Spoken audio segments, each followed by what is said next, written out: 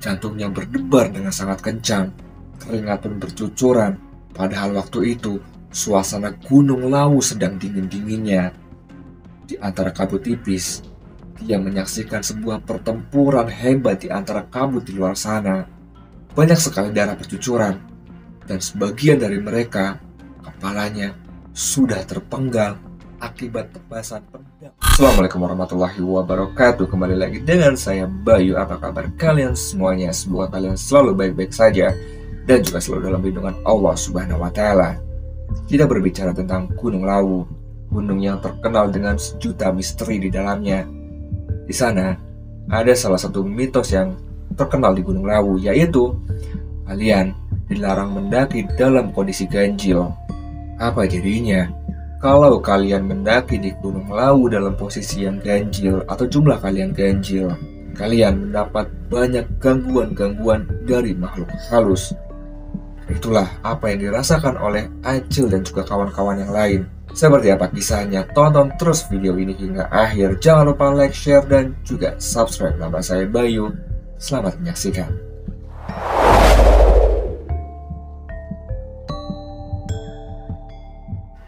Pendakian kali ini dilakukan oleh, sebut saja namanya Acil. Dia bersama keempat temannya yaitu David, Akbar, Chandra, dan Kribo. Di suatu hari, ketika sedang ngobrol bareng di sebuah angkringan, di sela-sela obrolan, David bilang kepada Acil, "Jadi gini Cil, ini si Akbar berencana mau naik gunung weekend minggu depan. Dia ngajak kita buat gabung. Mau nggak?" "Kemana?" tanya si Acil. "Ke Gunung Lawu." "Seriusan mau ke sana?" "Emangnya kenapa Cil?" tanya si Akbar. "Ya nggak apa-apa sih, aku tanya aja. Karena di sana kan katanya terkenal angker bar," jawab si Acil. "Alah, nggak apa-apa lah Cil. Selama kita nggak neko-neko, ya kita nggak akan kenapa-kenapa lah," jawab Akbar dengan sangat yakin. Setelah Acil mengiyakan ajakan si Akbar, mereka pun mulai membahas akan lewat jalur mana mereka nantinya. Cukup alot perdebatan mereka, karena masing-masing dari mereka mempunyai keinginan sendiri-sendiri, hingga akhirnya mereka pun sepakat akan mendaki ke Gunung Lawu melalui jalur yang terkenal dengan sabana indahnya lewat Candi Ceto. Mereka pun berbincang panjang tentang Gunung Lawu, terutama tentang mitos dan juga kisah-kisah mistisnya. Singkat cerita, di hari yang sudah ditentukan, pada jam 4 sore, mereka berlima sudah berkumpul di sebuah terminal yang sebelumnya sudah mereka tentukan. Akhirnya, bus yang ditunggu-tunggu pun datang. Tanpa pikir lama, mereka pun naik ke dalam bus. Sore itu, bus melesat menuju ke Karanganyar dengan cukup cepat. Perjalanan mereka lalui dengan perasaan riang gembira, karena mereka sudah tidak sabar untuk mendaki di esok hari. Hingga sebelum tengah malam, mereka pun akhirnya sampai di salah satu terminal di Karanganyar. Suasananya sangat sepi dan juga sunyi. Baru saja mereka menginjakan kaki di sana, tiba-tiba penglihatan Acil terpecah kepada seorang laki-laki paruh baya, di mana dia melambai-lambaikan tangannya kepada rombongan mereka. Seakan-akan laki-laki itu menyuruh mereka untuk ke sana. Sempat Acil berpikir kalau laki-laki itu adalah tukang ojek di sana. Tetapi setelah diperhatikan, di sekelilingnya tidak ada motor sama sekali yang terparkir di sekitarnya. Laki-laki itu terus melambaikan tangan dengan wajahnya yang sangat datar dan juga tatapannya yang sangat kosong. Acil pun menegur si Akbar. Bar, lihat itu." Dijawablah sama si Akbar, "Udah jangan dilihatin lagi." Terlihat tatapan wajah Akbar yang memiliki arti lain. Mereka semua berlima beristirahat di emperan warung yang masih buka malam hari itu. Acil pun melihat jam tangannya, dan ternyata waktu itu sudah hampir jam 12 malam. Akbar pun bertanya kepada si ibu pemilik warung, "Bu, jam segini masih ada ojek nggak ya buat ke Candi Ceto?" Dijawablah sama si ibu, "Wah, kalau jam segini udah nggak ada mas. Masnya mau naik ke Lawu ya? Mending tunggu sampai subuh, baru nanti ada ojek. Istirahat aja di masjid di sana mas." Setelah obrolan singkat itu, mereka pun berjalan ke arah masjid yang dimaksud oleh si ibu tersebut. Diam-diam, Acil kembali memperhatikan laki-laki paruh baya yang dilihatnya tadi. Anehnya, ketika matanya mengarah ke tempat di mana laki-laki itu berdiri, Acil tidak melihat apa-apa di sana, kecuali sebuah gundukan tanah. Acil celingak-celinguk mencari laki-laki paruh baya itu sambil memastikan kalau penglihatannya tidak salah. Tiba-tiba si Akbar menegur, "Udah Acil, nggak usah dicari, ayo istirahat aja." Acil masih menganggap angin lalu kejadian itu. Lagi pula tidak jarang Acil melihat hal-hal yang demikian. Singkat cerita, setelah selesai sholat subuh, mereka pun bersiap untuk menuju ke base camp. Dengan menahan rasa kantuk, mereka berlima pun berjalan ke arah terminal kembali. "Mas, mau kemana?" tanya bapak-bapak ketika mereka baru sampai di depan terminal. "Mau ke Candi Ceto, Pak," jawab si Acil. "Oh alah, saya Pak Mardi, ayo Bapak antar. Bapak ojek di sini." "Rombongannya berapa orang, Mas?" dijawablah sama si Acil. "5 orang, Pak." "Loh, jenengan mau ke sana 5 orang?" Pertanyaan si bapak itu justru membuat mereka berlima bertanya-tanya. "Emang kenapa, Pak?" tanya si Kribo. "Oh, gak apa-apa, Mas. Bapak cuma nanya." Ya meskipun demikian, jawaban Pak Mardi jujur membuat kesan tersendiri bagi mereka berlima, khususnya oleh Acil. Apalagi raut muka Pak Mardi yang kelihatan ada makna tersendiri di balik pertanyaannya. Singkat cerita, mereka berlima pun akhirnya berjalan menuju ke base camp dengan ojek yang mereka sewa. Menuju ke arah base camp itu, mereka berlima melewati lereng gunung dengan tikungan yang tajam dan juga sangat ekstrim. Dan sebagian di antaranya tidak ada pembatas jalannya, langsung berhadapan dengan jurang. Saat hampir sampai di desa Candi Ceto, mereka sudah disuguhkan dengan hamparan kebun teh yang sangat luas. Sepanjang mata memandang, hanya terbentang terasering dari kebun teh. Dan lagi-lagi, penglihatan Acil teralihkan dengan seorang perempuan yang berdiri di antara kebun dengan menggunakan gaun berwarna putih dengan sedikit motif di kainnya seperti noni-noni zaman Belanda dahulu. Parasnya sangat cantik dengan rambut panjangnya yang terurai. Acil pun kagum dibuatnya. "Cantik sekali. Siapa dia?" tanya Acil di dalam hati. Namun saat Acil memalingkan wajahnya sebentar dan kembali lagi melihat ke arah perempuan itu, tiba-tiba perempuan itu sudah hilang tanpa bekas. Singkat cerita, sampailah mereka semua di base camp di Candi Ceto. Mereka pun langsung mengurus izin pendakian. Akbarlah yang mewakili mereka untuk mengurus simaksi. Melihat buku daftar pengunjung hari itu, ternyata tidak genap 20 orang. Dan di hari sebelumnya hanya ada 9 orang. Yang artinya, di atas sana, di atas Gunung Lawu, sangat sepi hari itu. Bayangkan saja, jalur yang terkenal sangat panjang hanya ada beberapa orang. Dan lagi-lagi, di sini mereka mendapat sebuah pertanyaan tentang jumlah rombongan mereka yang hanya 5 orang. "Yakin jumlahnya cuma 5 orang, Mas?" "Iya, Pak," jawab si Akbar kepada petugas base camp. "Sebenarnya, kenapa Pak kalau jumlah kami 5 orang?" tanya Kribo yang sudah penasaran sejak mendapatkan pertanyaan dari Bapak Mardi di bawah. Di sini, petugas base camp menjelaskan tentang salah satu mitos ataupun pantangan ketika mendaki di Gunung Lawu, yang salah satunya adalah dilarang berjumlah ganjil. Mendengar penjelasan mas-mas petugas base camp, sontak Akbar pun terkejut dan memandangi mereka semua. Di antara mereka juga saling tatap mata tanpa berkata apa-apa. Semuanya terlihat ketakutan, tapi sangat tidak mungkin mereka untuk menunda pendakian karena sudah jauh-jauh mereka sampai di sana. Si petugas base camp pun memecah ketegangan di antara mereka dengan wajah yang tersenyum kecil, penuh teka-teki sambil berkata, "Udah Mas, gak apa-apa.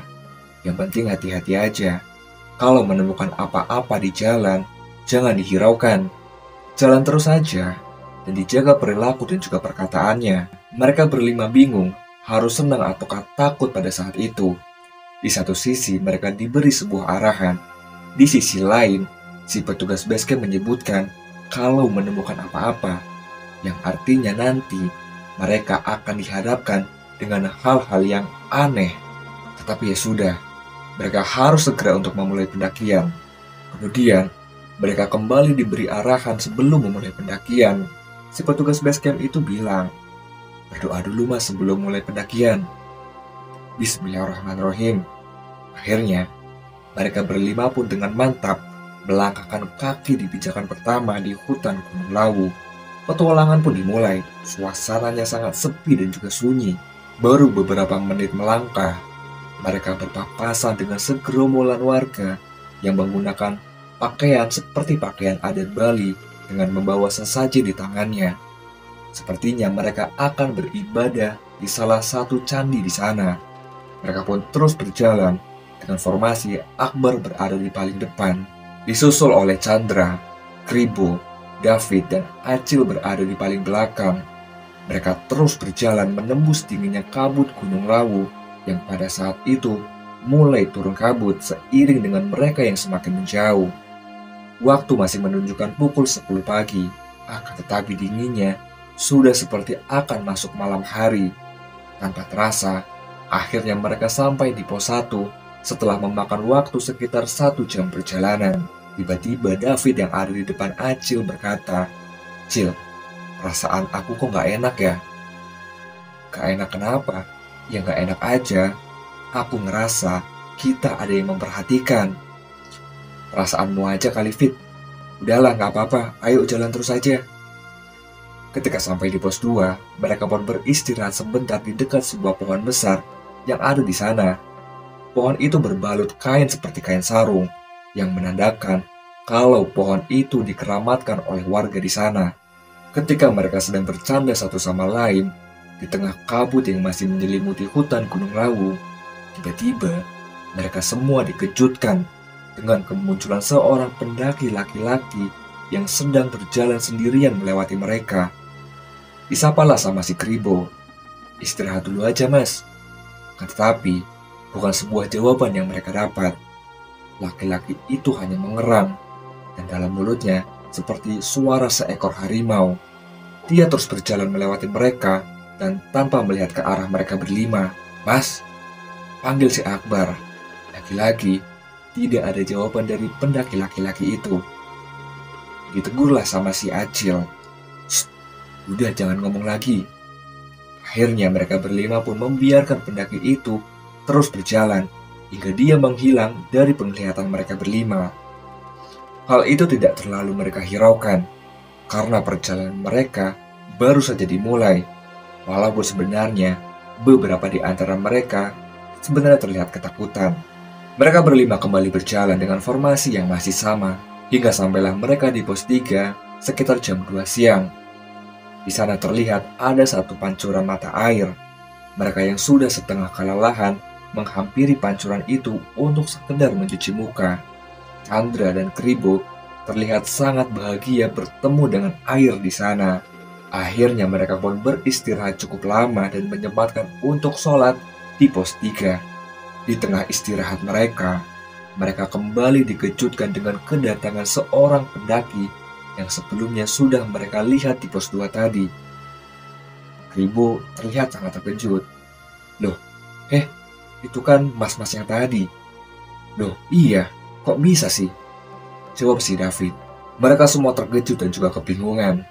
Laki-laki itu terus berjalan perlahan dengan kepalanya yang menunduk sambil membawa tas kecil di punggungnya.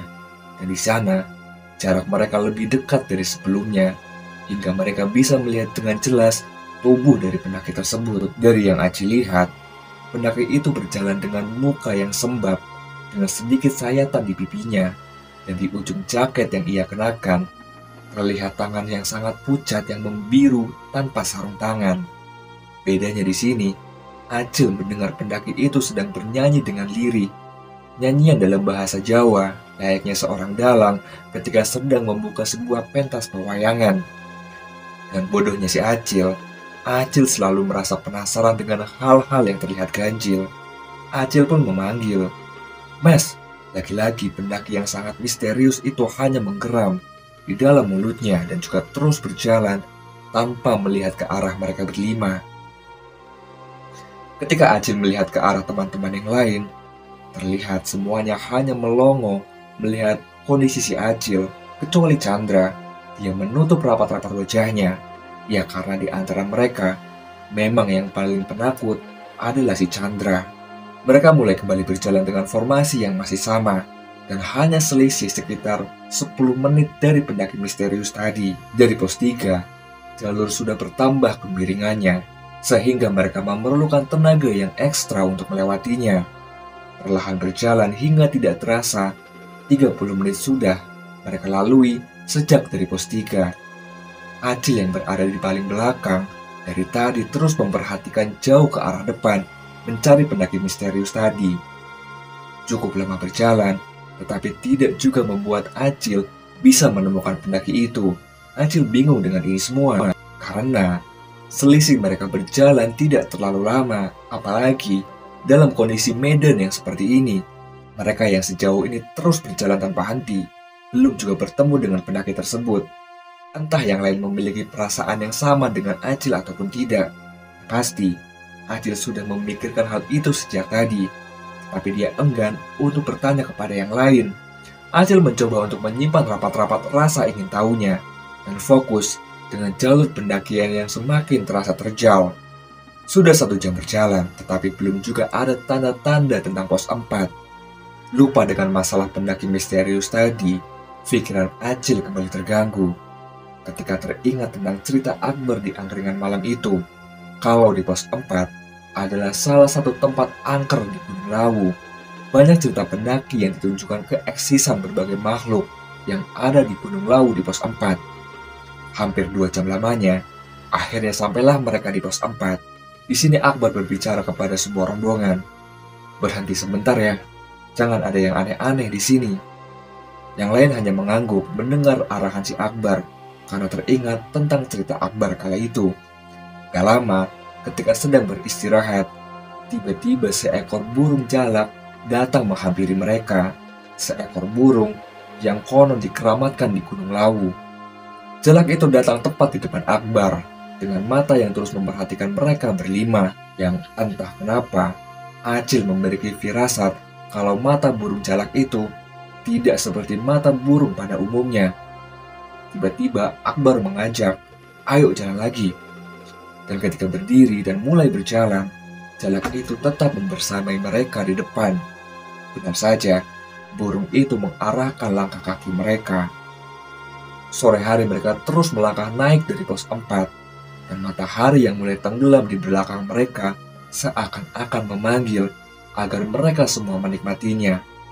Benar saja, senja sore kala itu membuat mereka berlima takjub akan ciptaan dan juga keagungan Tuhan. Gelap pun datang, dibarengi dengan riuhnya angin yang lumayan kencang. Perlahan tapi pasti, mereka berlima akhirnya sampai di pos 5, pos Bulak Peperangan.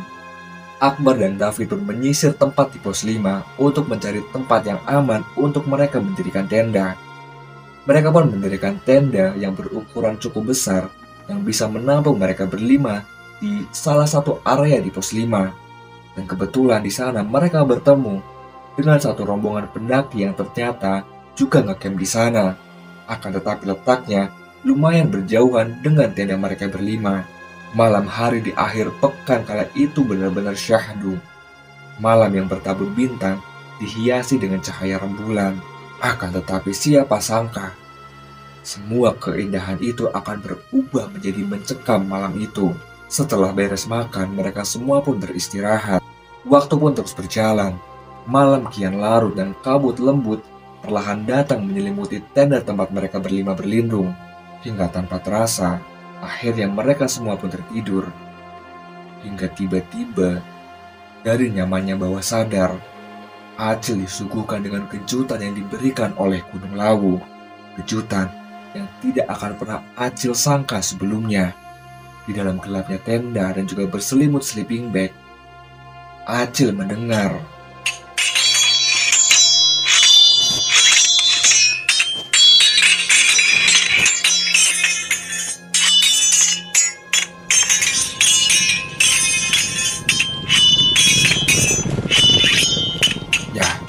suara suara pedang yang saling bergesekan terdengar sampai di telinga Acil di dalam mimpi. Gak sampai di situ aja, suara langkah kuda terdengar dengan sangat jelas berada tidak jauh dari tenda Acil. Acil sempat menyangka kalau itu hanya dalam mimpi saja. Tapi ternyata Acil salah besar. Tiba-tiba mata Acil terbuka. Ia bangun dari tidurnya karena terkejut dengan suara benturan yang sangat keras seperti manusia yang jatuh di atas tanah yang tidak jauh dari tenda Acil. Suara gesekan-gesekan pedang yang dikiranya hanyalah mimpi kini semakin jelas terdengar. Suara pedang, kuda, ditambah lagi suara langkah manusia yang sedang berlarian sangat jelas Acil dengar dari balik tenda mereka.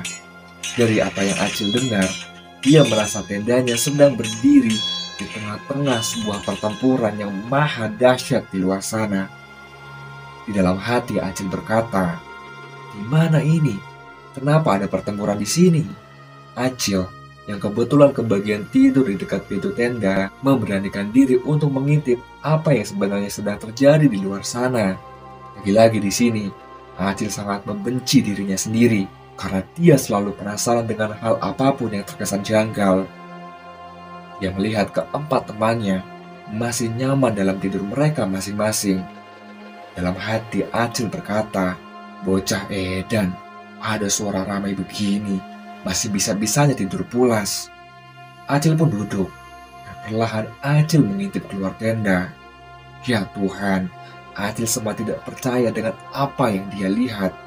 Jantungnya berdebar dengan sangat kencang, keringat pun bercucuran, padahal waktu itu suasana Gunung Lawu sedang dingin-dinginnya.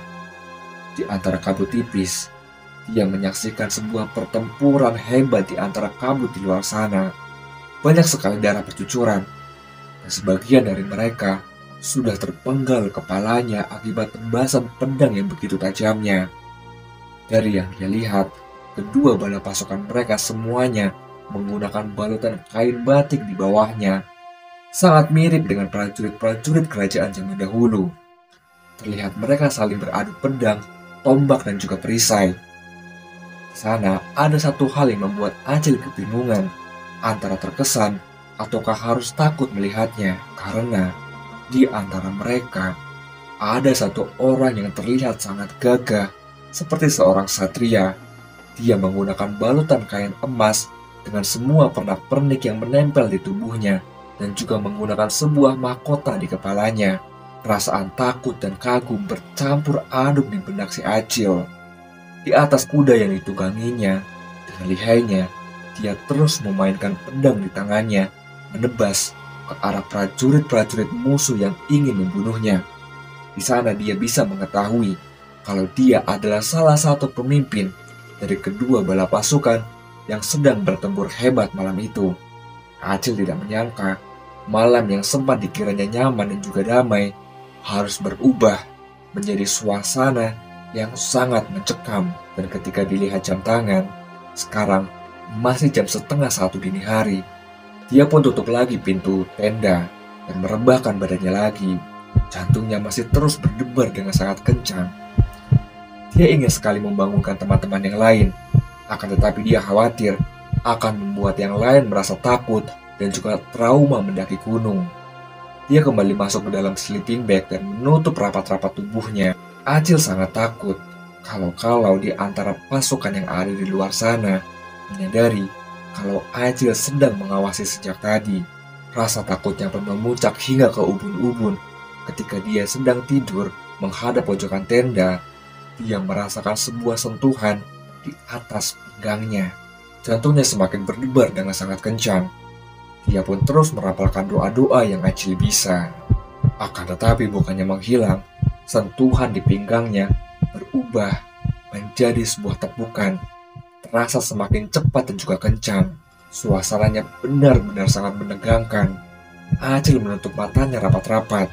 Jantung yang terus berdebar seperti memaksa keluar dari tubuhnya. Bulu kuduknya semakin tegak berdiri. Sungguh berbeda dengan keadilan di negeri ini.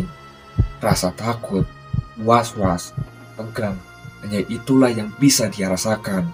Tiba-tiba terdengar sebuah panggilan, "Cil, Cil." Dan ternyata itu adalah kelakuan temannya, yaitu Akbar. Dalam hati si Acil berkata, "Asu, apaan Bar?" Ucap Acil berbisik sambil membalikan badannya. "Kamu dengar nggak?" tanya si Akbar. "Dari tadi aku udah dengar. Lihat aja sendiri tuh." Dan gak lama keluar dari mulut Akbar, "Astagfirullah." Dia pun kembali merebahkan badannya.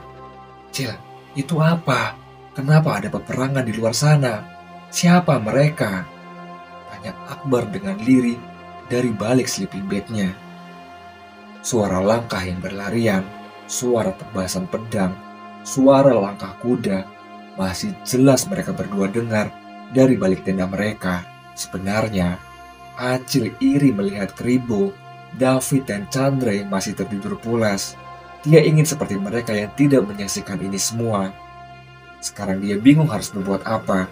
Yang dia bisa hanyalah terus berusaha agar bisa tidur nyenyak supaya tidak dihantui ini semua.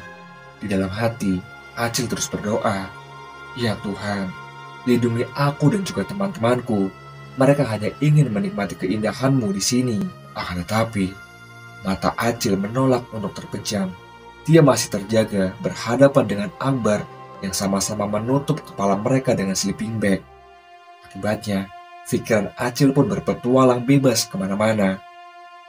Apakah yang dia saksikan itu peperangan seorang raja dengan bala pasukannya yang ada kaitannya dengan nama pos 5 itu, pos bulak peperangan?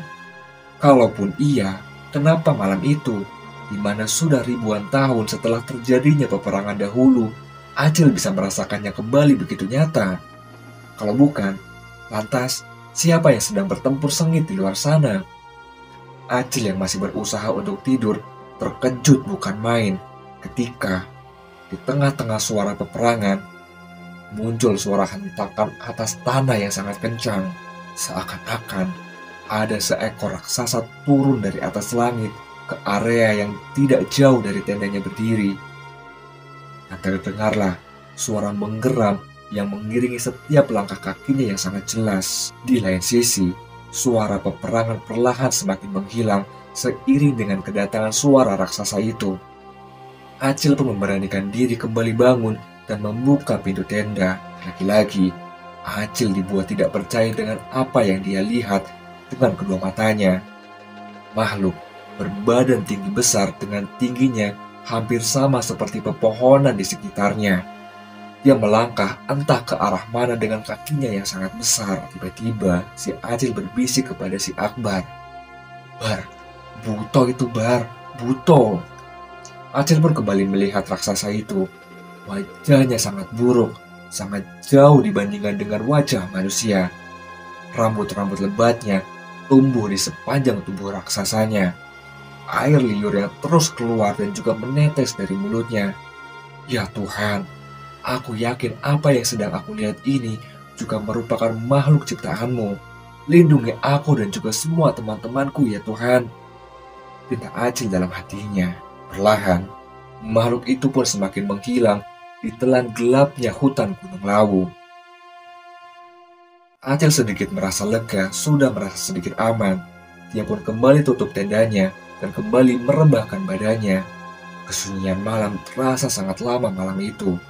Mereka semua ada berlima, tetapi hanya Acil dan juga Akbar yang sudah menyaksikan kejutan demi kejutan malam itu di Gunung Lawu. Acil sudah lelah, Acil sangat ingin tidur. Hingga akhirnya, Acil pun terlelap tidur. Singkat cerita, Acil pun kembali bangun dari tidurnya. Dan ternyata, Acil dibangunkan oleh suara berisik yang berasal dari Kribo dan juga Chandra yang sedang masak mie instan karena kelaparan. Acil melihat jamnya, ternyata sudah hampir jam 5 pagi. Dan ketika Acil keluar dari sleeping bag, Acil kembali teringat tentang kejadian semalam, di mana pertempuran hebat antar dua bala pasukan, dan juga buto yang sangat menyeramkan. Apakah Acil akan melihat potongan-potongan tubuh dengan bekas darahnya yang berserakan di luar sana, atau tapak jejak kaki manusia raksasa? "Cil," panggil si Akbar. Dia menatap Acil dengan tatapan penuh arti. Sepertinya mereka berdua sedang memikirkan hal yang sama. Acil memberanikan diri dan juga memantapkan hati. Perlahan, dia keluar dari dalam tenda. Lagi-lagi, Acil dan Akbar tidak percaya dengan apa yang mereka lihat. Tidak ada sisa pertempuran sama sekali di sana. Bahkan rerumputan masih berdiri normal seperti saat pertama kali mereka datang. Seakan-akan tidak terjadi apa-apa semalam. Acil memastikan lagi dengan sedikit berjalan menjauhi tenda. Dia terus mencari. Barangkali ada bekas telapak kaki kuda ataupun tapak jejak manusia. Akan tetapi tidak ada apapun di sana. Semua terlihat normal. Acil dan Akbar dibuat bingung dengan semua itu. Kemana mereka? Sebenarnya apa yang mereka lihat semalam? Tak henti-hentinya Acil memohon perlindungan kepada Allah Subhanahu wa Ta'ala agar dia dan juga semua teman-temannya selalu dalam lindungan Tuhan. Mau muncak jam berapa? Sebuah pertanyaan tanpa dosa keluar dari mulut Chandra tanpa mengetahui bagaimana nelangsannya Acil dan juga Akbar semalam. Tetapi tidak mungkin Acil berterus terang di sana dan membuat kecewa teman yang lain yang memiliki impian bisa berdiri di puncak Gunung Lawu. Si David pun menjawab, nanti habis makan kalau udah terang. Selesai sholat, mereka pun makan bersama, lalu bersiap-siap untuk kembali melanjutkan perjalanan.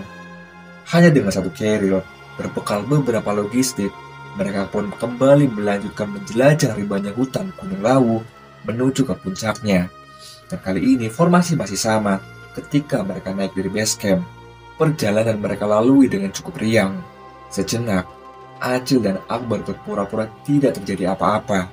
Sepanjang perjalanan, mereka terus bercanda dan menutup rapat-rapat kejadian tadi malam. Singkat cerita, akhirnya mereka pun sampai di Pasar Dieng atau Pasar Setannya Gunung Lawu. Semua lancar hingga mereka sampai di puncak Hargudumila. Mereka lumayan lama di sana, menghabiskan waktu dengan berfoto-foto dan juga bercanda ria. Setelah puas, mereka pun turun dan mampir ke warung yang sungguh fenomenal, yaitu Warung Boiem. Si Acil dan juga Akbar, mereka sama-sama berpikiran kalau semua akan baik-baik saja. Tapi siapa sangka, sejak dari pasar yang tadi, ada raut muka yang berbeda muncul dari salah satu di antara mereka. David, yang dari tadi riang dengan mereka, sekarang berubah murung dan melamun seperti sedang putus cinta. Acil meminta Kribo untuk mengajaknya berbicara, tetapi David hanya diam, tidak memberi respon, hingga mereka pun akhirnya sampai di tenda. David menyendiri duduk bersila di samping tenda seperti sedang memikirkan sesuatu yang sangat dalam. Dan tiba-tiba David mengerang, lalu muncul suara dari David, tetapi suaranya terdengar aneh. Di sini Akbar sudah paham kalau itu bukanlah David. Benar saja, si David kembali mengerang. Tiba-tiba suara yang terdengar berat keluar dari mulut David. Kalian semua siapa, Cak Ganteng? Mau apa kalian semua di sini?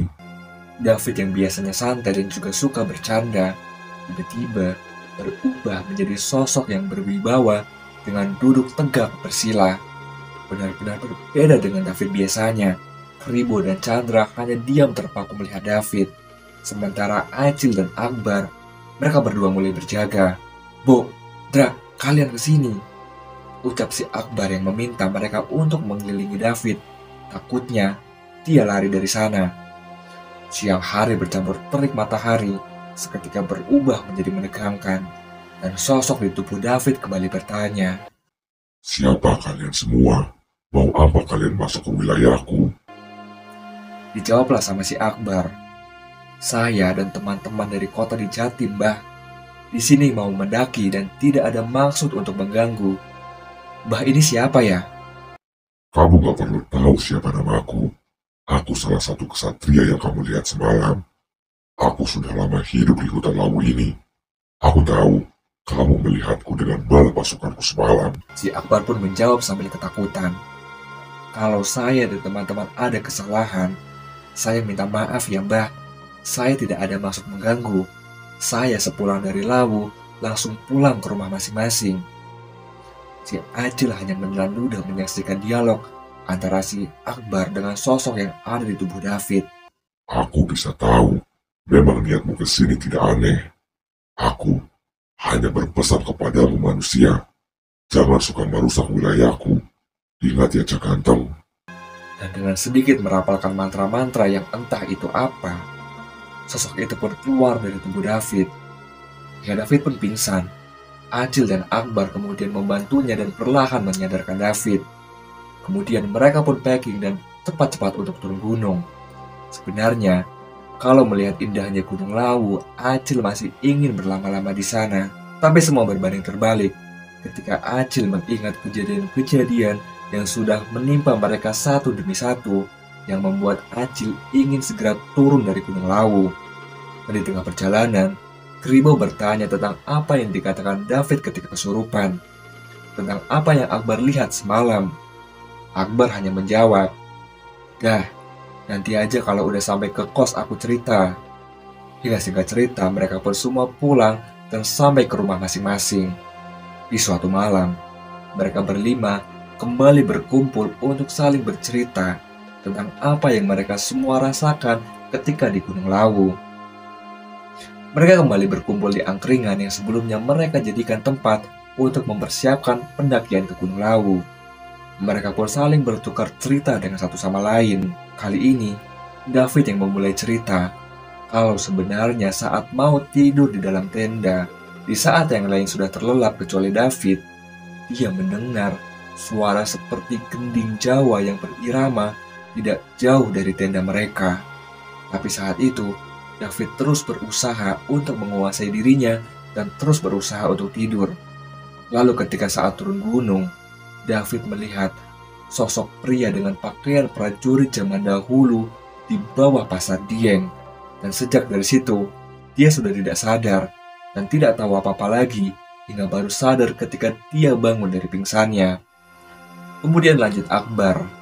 Dengan segelas kopi hitam andalannya, dia mulai bercerita. Berawal ketika saat tidur di dalam tenda, dia sempat bermimpi didatangi seorang pendaki misterius yang mereka temui ketika di pos 2 dan juga pos 3 saat mendaki. Di sana Akbar dikasih tahu kalau pendaki itu adalah seorang pendaki yang sudah meninggal lama di Gunung Lawu. Dia senang jika bertemu dengan pendaki yang bisa mengetahui keberadaan dirinya.